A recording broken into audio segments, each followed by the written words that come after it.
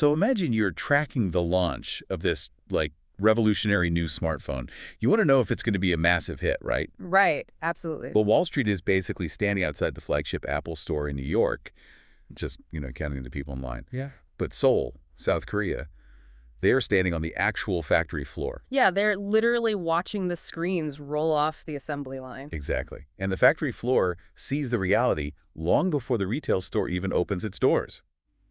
Welcome to our deep dive, where we are unpacking why the most important signal for your AI investments isn't coming from Wall Street at all. It is coming straight from Seoul, and it's wild because the S&P 500 is completely ignoring it. We have this massive, baffling divergence right now. It makes zero sense. The index that actually supplies the physical hardware for the AI boom, which is South Korea's KOSPI, recently crashed straight into a bear market. Right. While the index that just prices the AI story, the S&P 500, is sitting near all-time highs. Both of them literally cannot be right. No, they can't.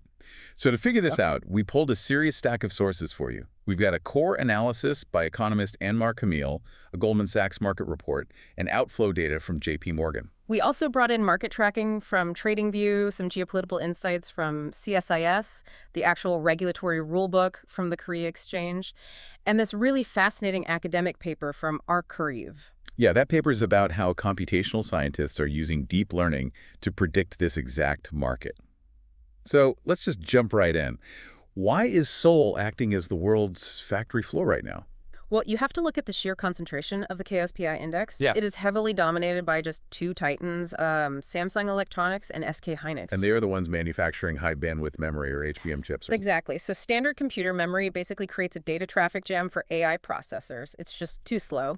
Okay. HBM stacks the memory chips vertically, which effectively widens the highway so data can flow to NVIDIA's GPUs at, like, lightning speed. NVIDIA literally cannot function without them. Which totally explains the crazy weighting these two companies command on the index. Our sources show Samsung and SK Hynix now account for over 40% of the entire KOSPI index. Yeah, and recently that combined weight actually peaked at over 56.5%. Wait, really? Over half? Yes, over half of a major industrialized nation's stock exchange rests on the shoulders of just two memory chip makers. It is entirely unprecedented. That is just wild. And both of those companies crossed $1 trillion in market value this spring. I mean, that's massive. It gets crazier. The Goldman Sachs report forecasts that Korea will see a 2026 earnings growth of 300%. Hold on, 300%. Yeah, 300%. That is the most aggressive annual profit expansion in any Asian market since they recovered from the Asian financial crisis back in 1999. We really have to pause on that because a 300% earnings growth forecast isn't just, a good quarter. That is a fundamental rewriting of an entire country's economic landscape. Absolutely. And there is this one detail in the sources that I think perfectly captures this desperation for hardware. Oh, the Jensen Huang story. Yes. So the CEO of NVIDIA, Jensen Huang, was at a trade show, and he actually autographed an SK Hynix silicon wafer. He wrote, "Please make more," right on it. That's hilarious, but also very telling. And this demand is actually altering the fabric of South Korea's corporate culture, isn't it? Oh, completely. I mean, Samsung has been the undisputed king of the Korean market for over 25 years. But in June, SK Hynix actually overtook Samsung. Just because of their specific HBM supply relationship with NVIDIA. Exactly. They became the largest company on the exchange, which is a massive cultural shock over there. And they are throwing money around too, right? I read they are paying out massive bonuses to workers. Yeah, tapping into up to 10% of their operating profits just for bonuses. And in a society that notoriously prizes elite academic credentials, they did something unthinkable. They scrapped the college degree requirement. Yep, they scrapped it entirely just to secure enough talent to keep those factories running. Okay, but wait, I need to challenge a huge contradiction in the data here. Go for it. If the growth is this astronomical, and you have Jensen Huang practically begging them to manufacture more chips, why does the JP Morgan report show something completely different? You mean the outflow data? Right. It shows foreign investors withdrawing a net $95 billion from South Korea's equity market this year. And 90% of that money was pulled directly from Samsung and SK Hynix. It seems backwards, right? It really does. If this is the hottest sector on the planet, why on earth are foreign institutions dumping it? That is the ultimate aha moment hiding in the JP Morgan data. They aren't selling because they think AI is a bubble, Okay. and they don't think the semiconductor cycle is peaking either. They are selling because of a mechanical constraint called forced selling. Forced selling. I want to break down the mechanics of that for the listener. How does a fund get forced to sell a winning asset? So consider a massive emerging market index fund. These funds operate under strict legal prospectuses that limit concentration risk. Like a rule saying no single stock can make up more than 10% of the portfolio? Precisely. Because Samsung and SK Hynix saw their share prices go virtually parabolic, their weight inside those portfolios just ballooned. So they shot way past those legal limits. Exactly. The portfolio managers might be incredibly bullish on AI, but they are contractually obligated to sell shares of their best performing assets. They just have to bring the weighting back down to the legal limit. So it's like owning a prize-winning racehorse that wins so many prestigious derbies that you violate your local track's prize money cap. And then they legally force you to sell the horse. That is a perfect way to visualize it. The massive foreign outflow is literally a symptom of the stocks being too successful. Why? And we cannot understate the national impact of that success either. JP Morgan notes that over the next 3 years, the direct tax contributions from just those two memory makers could exceed $350 billion. $350 billion. That basically rivals the entire financial backbone of South Korea. It's like a sovereign wealth generator for their national infrastructure. It really is. But hold on, let's follow the money here. If foreign institutional investors are mechanically forced to dump $95 billion worth of stock into the open market, someone has to be buying it. Right. A vacuum that size doesn't just sit empty. Exactly. So who is stepping in when global institutions are capped out? South Korean retail investors are filling that void, and they are doing it with astonishing aggression. Oh, the margin loans. Yes. The CSIS analysis shows that retail investors have accumulated 38 trillion won in margin loans. That is about $24.7 billion. That is insane. They are borrowing cash against their own assets to buy into the AI boom. Yep. Having a market propped up by almost $25 billion in borrowed retail cash is inherently unstable. But it actually goes beyond just standard margin loans, doesn't it? Much further. The market over there is saturated with extreme derivatives. Give me an example. A key example is this specific Hong Kong-listed, twice-levered SK Hynix fund. This single instrument ballooned 20 times in size to $7.78 billion. Let's explain how a leveraged fund of that size actually physically moves the market. Because it isn't just a passive basket of stocks, is it? Far from it. A 2x leverage fund has to maintain that exact 2-to-1 exposure ratio every single day. So if the underlying stock, like SK Hynix, goes up during the day, what happens? The fund's managers have to buy more shares at the end of the day to maintain their leverage ratio, and if the stock goes down, they are forced to sell shares. So when a fund reaches nearly $8 billion, that daily mechanical rebalancing creates massive waves of buying and selling. It can actually wag the dog and tilt the entire KOSPI index. Exactly. It creates an incredible amount of systemic fragility. So you have the physical supply chain of the global AI industry built on this foundation of extreme retail leverage and algorithmic rebalancing. Right. When you map it out like that, it makes complete sense why this specific market acts as the canary in the coal mine for global tech investors. As Anmar Camille puts it, I check Seoul's open before I trust New York's close.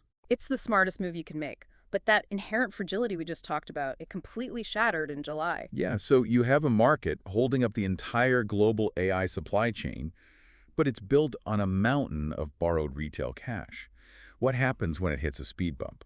You get a vicious bear market. Let's look at the July crash. Over a 4-week period, the KOSPI dropped roughly 23%.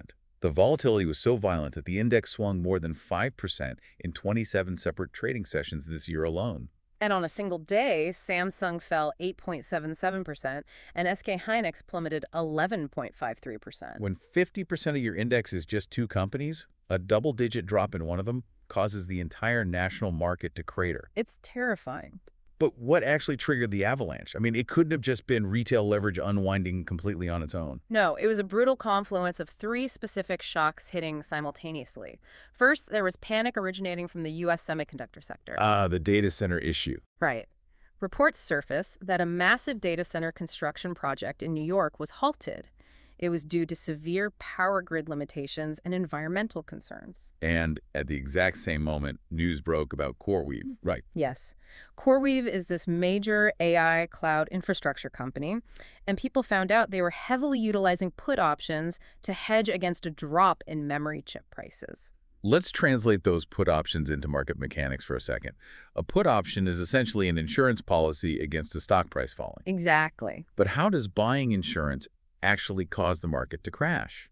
Well, when a massive player like CoreWeave buys millions of dollars in put options, the market makers who sell them those options take on massive risk. So they have to hedge. Yes, to hedge their own books and remain neutral, those market makers have to short the underlying stock.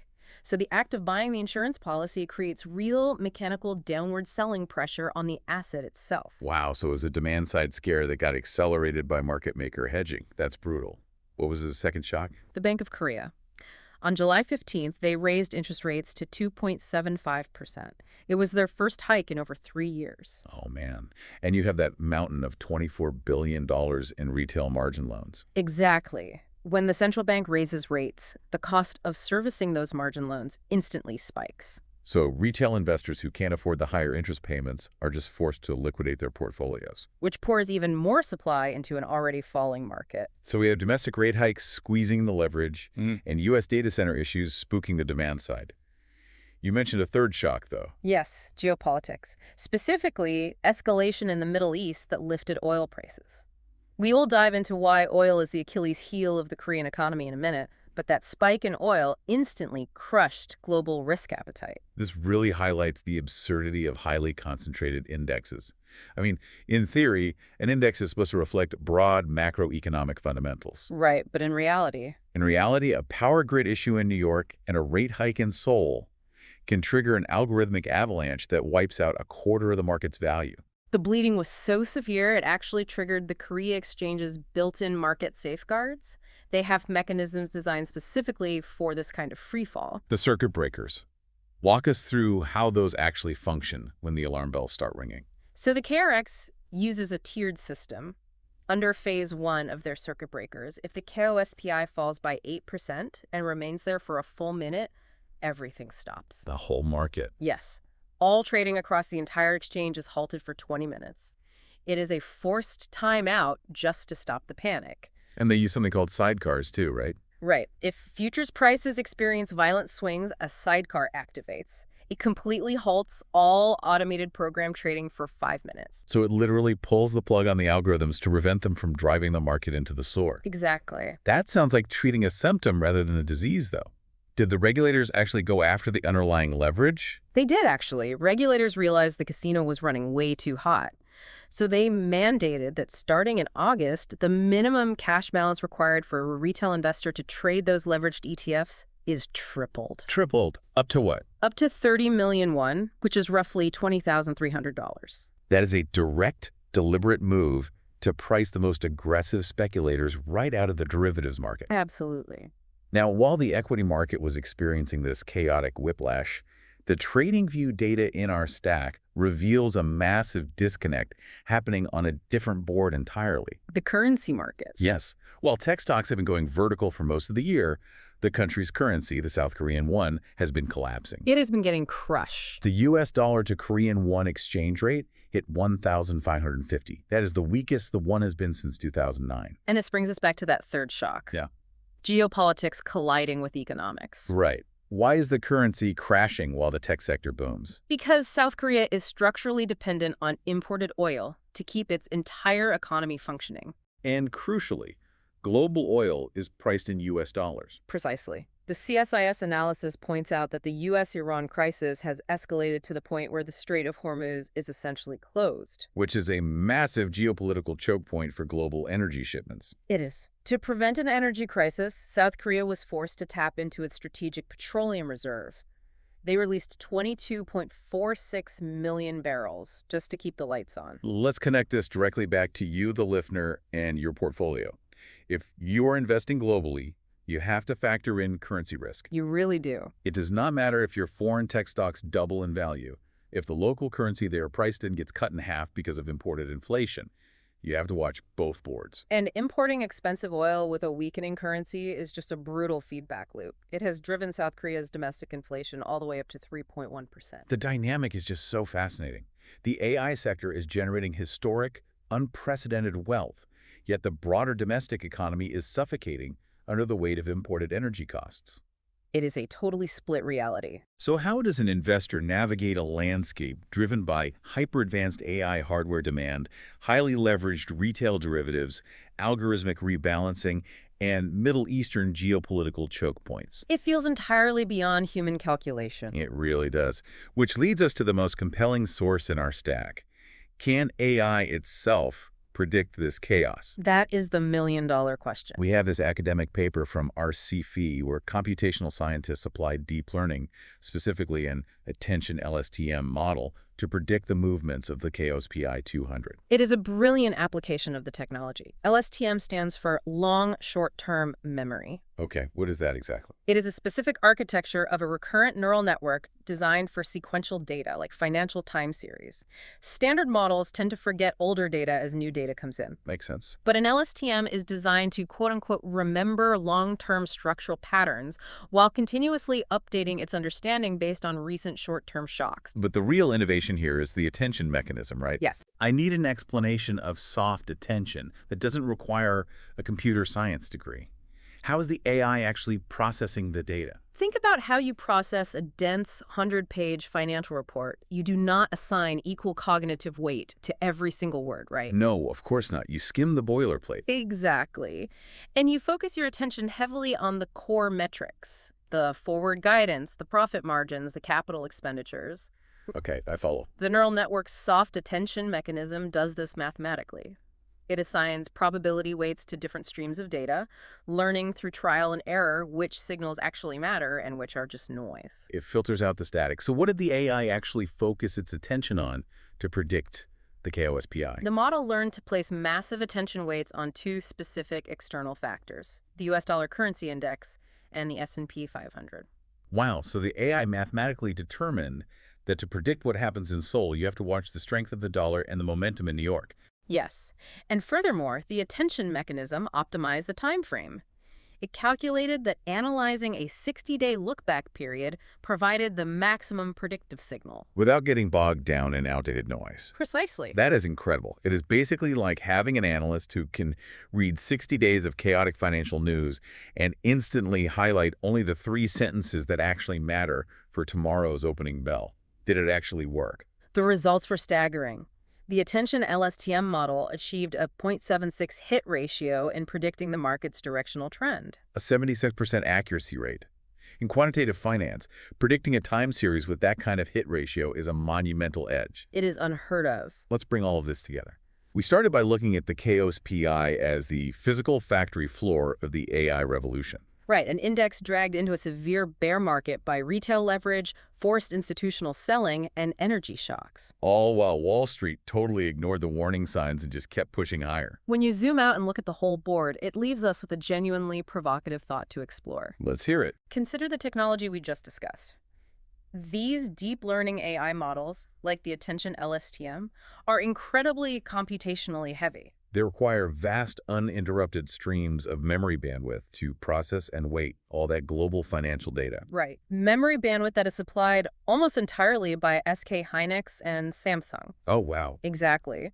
We are looking at a future where highly advanced AI models become the standard mandatory tool for institutional investors to navigate this extreme market volatility. But that volatility itself is being driven by the relentless, chaotic demand for the physical hardware required to run those AI models. It is a completely closed loop. We're rapidly approaching a reality where AI is trading itself based on market volatility that was created by its own physical infrastructure demands. This breakdown is based on the analysis of economist Anmar Camille. That's Anmar Camille, macroeconomic and geopolitical strategist. If you found this breakdown useful, informative, or entertaining, hit like and subscribe for more.